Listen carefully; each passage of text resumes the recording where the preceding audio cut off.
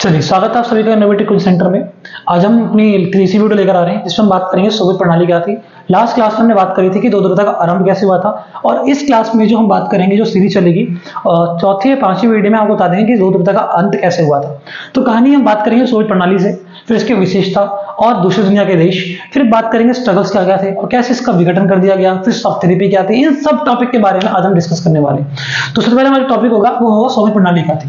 तो ध्यान रखना, सोवियत प्रणाली बेसिकली अगर हम बात करें प्रणाली क्या होती है, तो प्रणाली बेसिकली इज अ सिस्टम। ये क्या होता है? एक सिस्टम होता है, और सिस्टम की बहुत सारी विशेषताएं होती हैं। और विशेषताएं क्या क्या हैं वो आज हम बात करेंगे। तो पहले हम बात कर लेते हैं कि सोवियत प्रणाली या सोवियत संघ अस्तित्व में कैसे आया था। देखो, सोवियत प्रणाली बेसिकली क्या थी? एक सोवियत संघ था। अब ये सोवियत संघ आया कैसे? ध्यान रखना कि 1917 में सोवियत संघ में या कह लो कि रशिया में हुए समाजवादी क्रांति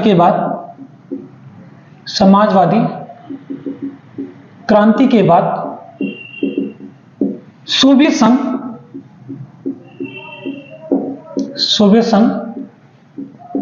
अस्तित्व में आया।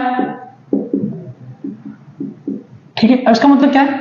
ध्यान रखना कि 1917 में सोवियत संघ में एक समाजवादी क्रांति हुई, रशिया में समाजवादी क्रांति हुई। अब समाजवादी क्रांति का मतलब क्या है मैं भी समझाऊंगा आपको।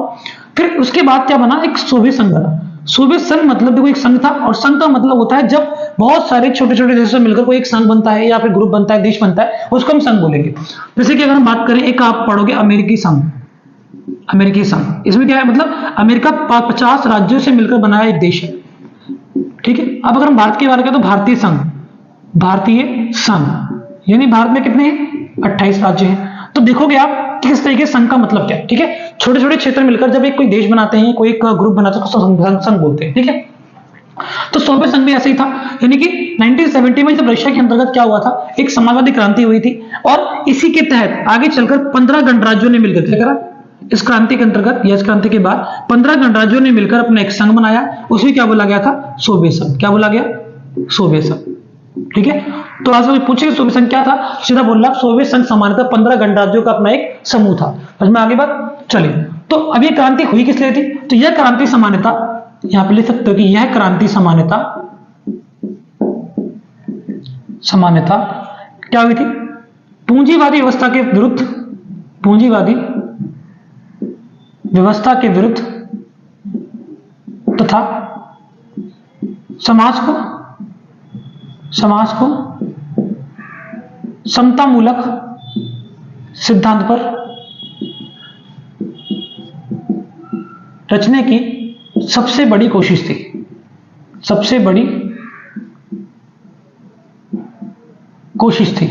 इसका मतलब क्या है? देखो, पहले वहां पर एक पूंजीवादी व्यवस्था थी, जब तक वहां पर जार दूत्ते का शासन था। अब मैं वहां नहीं ले जा रहा आपको कि आप कंफ्यूज होगे। जार दूत्ते का शासन था। ठीक है, तो पूंजीवादी व्यवस्था के खिलाफ यहां पर एक आंदोलन पड़ा। कब उठा? वो 1917 के अंतर्गत। आप इसी में देखोगे व्लादिमीर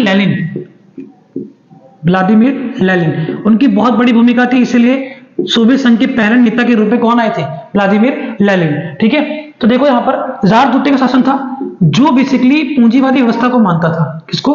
पूंजीवादी व्यवस्था को मानता था। लेकिन बाद के वर्षों में क्या देखा गया कि इस पूंजीवादी व्यवस्था को समाप्त कर दिया गया, उसके विरुद्ध चल गया। यहां पर एक आंदोलन हुआ, क्रांति हुई, और वो क्रांति किसके अंदर चलाई गई थी? व्लादिमीर लेनिन के नेतृत्व में।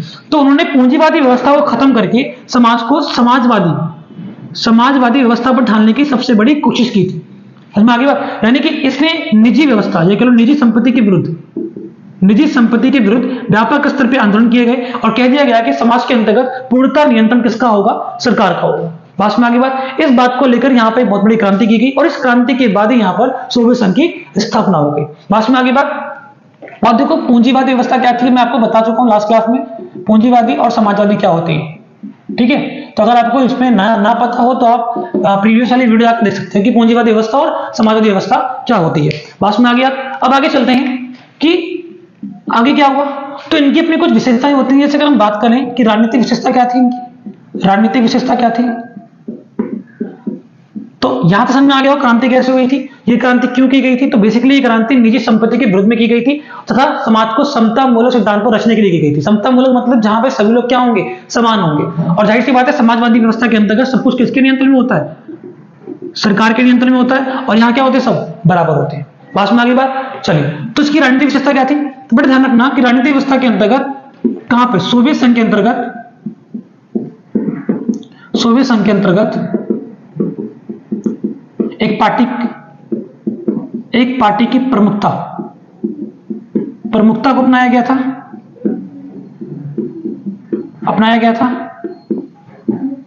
ध्यान रखना कि सोवियत संघ की अपनी एक पार्टी थी, ध्यान रखना, और इस पार्टी को क्या बोला गया था, कम्युनिस्ट पार्टी। क्या बोला गया था, कम्युनिस्ट पार्टी। ठीक है, सोवियत संघ की अपनी दूसरी पार्टी थी, उसको बोला कम्युनिस्ट पार्टी। ध्यान रखना, कम्युनिस्ट पार्टी का ही वर्चस्व था सोवियत संघ में, किसी और पार्टी को यहां पर चुनाव प्रक्रिया में भाग लेने का अधिकार नहीं था। इसीलिए कम्युनिस्ट पार्टी को मजदूरों की पार्टी भी कहते हैं, मजदूरों की पार्टी, मजदूरों की पार्टी। इनको मजदूरों की पार्टी क्यों कहा जाता है, तो इसकी जड़ें जार द्वितीय शासन में थी। जब यहां पर मजदूर जार की व्यवस्था से काफी परेशान थे तो उन्होंने विरोध किया था, लेकिन जार ने उसको इग्नोर कर दिया, नजरअंदाज कर दिया। तो क्या देखा गया कि उन्होंने व्यापक स्तर पर आंदोलन किया। आंदोलन करने के पश्चात जब व्लादिमीर लेनिन का समर्थन मिला तो व्यापक स्तर पर आंदोलन बहुत क्रूर हो गया था, और आगे चलकर जब जार को हटा दिया गया और वहां पर समाजवादी व्यवस्था की रचना की गई, तभी ये जो मजदूरों का संघ था, क्योंकि उस समय जो विरोध किया गया था उसमें मजदूर सबसे आगे थे, अग्रणी थे, तो इन्होंने मिलकर अपनी एक पार्टी बनाई, उसे क्या बोला गया, कम्युनिस्ट पार्टी। क्या बनाया गया, कम्युनिस्ट पार्टी। तो इसी पूरी व्यवस्था को आर्थिक व्यवस्था समझ में आ गया। अर्थव्यवस्था यानी कि इसकी आर्थिक व्यवस्था क्या थी, समाजवादी व्यवस्था पर आधारित थी, समाजवादी व्यवस्था पर आधारित थी। तो इसी पूरी प्रणाली को क्या बोला गया था, सोवियत प्रणाली। क्या बोला गया, इसी पूरी व्यवस्था को क्या बोला गया था, सोवियत प्रणाली। क्या बोला गया, सोवियत प्रणाली। बात में आ गया था, कोई दिक्कत है। और इसकी आर्थिक व्यवस्था क्या थी, आर्थिक व्यवस्था नहीं, आर्थिक के अंतर्गत समाजवादी व्यवस्था को अपनाया गया था। समाजिक व्यवस्था, समाज में होने वाली सभी गतिविधियों पर सरकार का नियंत्रण था।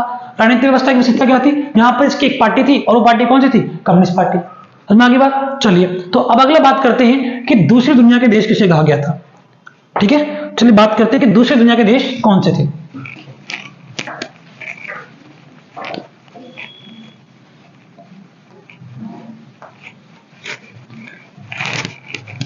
चलिए, तो हमारा टॉपिक है दूसरी दुनिया के देश। दूसरी दुनिया के देश। अब देखो, मैं आपको यहां पे थोड़ा बहुत रिलेट कराऊंगा पिछले क्लास से। ध्यान रखना, ये मान लेते हैं कि हमारा एक यूरोप है। क्या है, एक यूरोप है, और इस यूरोप को दो भागों में विभाजित कर दो। लास्ट क्लास से मैंने पढ़ाया भी था आपको कि पूरा विश्व दो ध्रुवता, यानी कह लो कि दो ध्रुव से नियंत्रित हो रहा था। और मैंने को पढ़ाया भी था कि ये वाला जो पार्ट है, ये आपका पश्चिमी यूरोप था, और ये आपका क्या था, पूर्वी यूरोप था। मैंने आपको ये भी समझाया था कि पूर्वी यूरोप का तो कौन कर रहा था, पूर्वी यूरोप का नियंत्रण कह लो कौन कर रहा था, तो यूएसएसआर कर रहा था, और इधर कौन सा था, आपका यूएसए था। ये सब मैंने आपको पढ़ाया था। ठीक है, यानी कि जो पश्चिमी यूरोप के जो देश थे, पश्चिमी यूरोप के जो अधिकतर देश थे वो किसके साथ थे, यूएसए के साथ थे, और जो पूर्वी यूरोप के अधिकतर देश थे किसके साथ थे, यूएसआर के साथ थे। वास्तव में अब कहानी क्या है, दूसरी दुनिया क्या थी। तो ध्यान रखना कि दूसरे विश्व युद्ध के बाद का, दूसरा विश्व कब से कब चला, ये कह लो दूसरे विश्व युद्ध के बाद, दूसरे विश्व युद्ध के बाद यानी 1939 से लेकर 1945 तक दूसरा विश्व चला। दूसरे विश्व युद्ध के बाद किसने, सोवियत संघ ने ये जो पूर्वी यूरोपीय गणराज्य है ना बेटा, इन पूर्वी यूरोपीय गणराज्यों को फांसीवादी चंगुलों से आजाद कराया था। किससे, फांसीवादी चंगुलों से आजाद कराया था। ठीक है, अब ध्यान रखना, ये जो पूर्वी यूरोपीय गणराज्य थे ना, यहाँ पर बेसिकली फांसीवादी व्यवस्था का एक तरीके से कह लो कि शासन स्थापित था, यहाँ पे उनकी व्यवस्था स्थापित थी। तो कहानी क्या थी बेटा कि फांसीवादी चंगुलों से आजाद कराया था। याद रखना कि फिर इन्हीं की अर्थव्यवस्था को, जो इनकी अर्थव्यवस्था थी, इनकी अर्थव्यवस्था को सोवियत संघ की अर्थव्यवस्था, किसकी, सोवियत संघ की अर्थव्यवस्था की तर्ज पर ढाला गया। इसका मतलब क्या है, जो पूर्वी यूरोप के जो देश थे ये पहले फांसीवादी चंगुलों में थे। किसमें, फांसीवादी चंगुलों में थे। फिर पूर्वी यूरोपीय गणराज्यों को क्या किया, यूएसएसआर ने दूसरे विश्व युद्ध के बाद इनको आजाद कराया, और आजाद कराने के बाद जो इनकी अर्थव्यवस्था थी, अपनी अर्थव्यवस्था की तर्ज पर उसको ढाल दिया। तो सोवियत संघ की अर्थव्यवस्था क्या थी, समाजवादी थी। ठीक है, तो आजादी मिलने के बाद, यानी ये कह लो कि इन देशों को आजादी मिलने के बाद जब उनको आजाद कराया गया, तो इनके सामने भी एक समस्या है कि इनका आर्थिक विकास किस व्यवस्था के आधार पर किया जाएगा। तो उस व्यवस्था को समझाने के लिए, या कह लो कि उस व्यवस्था को सॉल्व करने के लिए क्या कर दिया गया, सोवियत संघ ने क्या किया, अपनी जो व्यवस्था थी यानी समाजवादी विचारधारा थी, समाजवादी विचार के तर्ज पर भी यहां पर इनकी अर्थव्यवस्था का विकास कर दिया गया। तो इसीलिए इन सभी देशों को यानी कि पूर्वी यूरोप के देशों को क्या कहते हैं, दूसरी दुनिया के देश कहते हैं, दूसरी दुनिया के देश, दुनिया के देश या समाजवादी खेमे के देश कहा जाता है। ठीक है, तो सिंपली आप ये समझना कि दूसरी दुनिया के देश वो देश थे जो सोवियत संघ के साथ थे, साधारण शब्दों में, और पहली दुनिया कौन हो जाएगा, जो अमेरिका के साथ थे। अब इसमें एक टॉपिक आता है कि तीसरी दुनिया क्या थी, तीसरी दुनिया क्या थी। तो बेटा आप समझना, वैसे आपके सिलेबस से कट चुका है, लेकिन समझ लो कि जब अमेरिका और सोवियत संघ ने पूरे विश्व को दो भागों में विभाजित कर दिया था, तब छोटे मोटे जो देश थे, जो अभी हाल ही में जिनको सुविधा प्राप्त हुई थी, वो आगमन में से भारत भी था, तो उनके मन में चेष्टा थी कि वो किसके साथ जाए। यहां पर ये अपनी व्यवस्था को अच्छा बताता था, यहां पर ये अपनी व्यवस्था को अच्छा बताता था, लेकिन इनके सामने सवाल ये थे कि ये नव स्वतंत्र देश थे, इनको इस बात का डर था कि अगर इन्होंने किसी विचारधारा को अपनाया तो कहीं फिर ना उपनिवेशवाद हो जाए, अगर ये उपनिवेश हो गए तो फिर ये गुलाम बन जाएंगे। इसीलिए इन दोनों में से किसी साथ नहीं जाना चाहते थे। इसमें भारत भी शामिल था, और भारत का ही देन है कि क्या देखा गया कि तीसरा मॉडल आया, एक तीसरा विकल्प लाया गया, इसे क्या बोला गया, गुटनिरपेक्ष। क्या बोला गया, गुटनिरपेक्ष आंदोलन। क्या बोला गया, इसको इंग्लिश में कहते हैं एनएम, नाम, नॉन अलाइनमेंट मूवमेंट।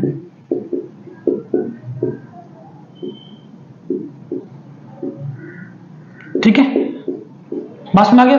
तो ये आपके क्या बना, नाम बना।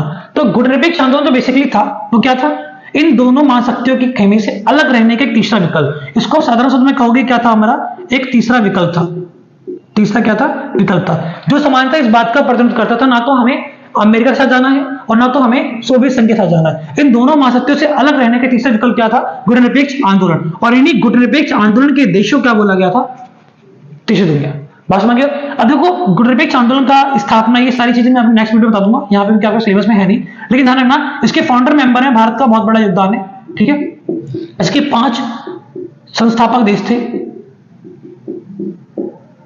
ठीक है, इसकी पहली बैठक 1961 में हुई थी बेलग्रेड में। ठीक है, अब देखो ये आपके सिलेबस का पार्ट नहीं है, इसलिए मैं आपको बहुत राउंड में टच करवा रहा हूँ। ठीक है, तो भाई कोई बात नहीं, अगर आपको समझ में नहीं आएगा तो मैं नेक्स्ट वीडियो में गुटनिरपेक्ष आंदोलन के बारे में पढ़ा दूंगा। तो मैं यहाँ तक तो इतना सारी चीजें आपकी व्यवस्थाएं, आगे क्लासेस में हम बात करेंगे कि इसकी विशेषता क्या थी। ठीक है, चलिए मिलते हैं नेक्स्ट क्लास में।